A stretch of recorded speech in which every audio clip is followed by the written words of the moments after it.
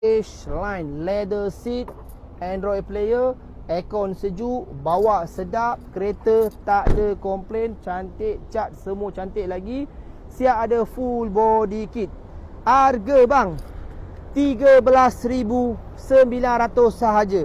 Exora cantik macam ni bang, 13,900. Murah bang, memang murah kita bagi.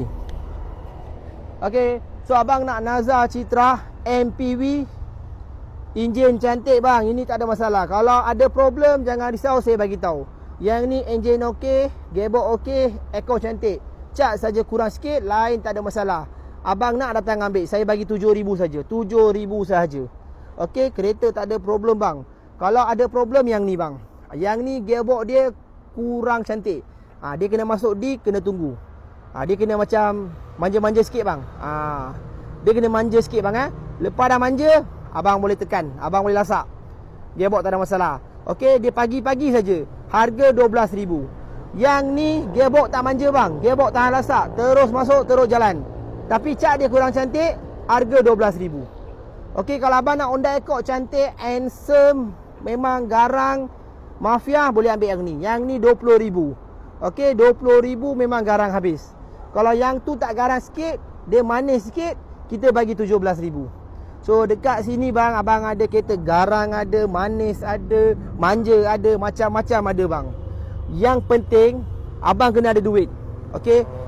Yang tak ada duit, abang boleh tengok video ni, sekurang-kurang abang boleh dapat tahu market value dia.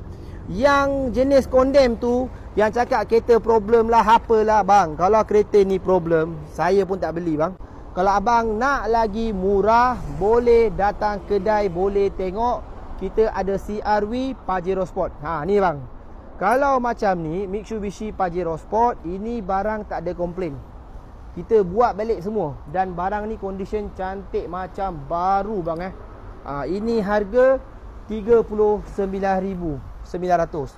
Kalau abang nak murah 38 ke 37, abang call saya 0172737877 untuk Mitsubishi Pajero Sport.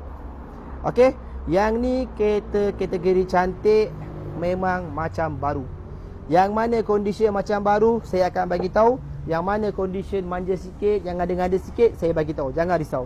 Kalau abang nak kaya sangat, boleh ambil yang ni bang. Okey, tak mahal mana pun bang, tak mahal mana pun.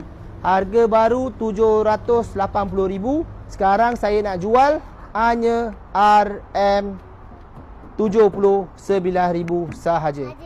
Okey, Assalamualaikum.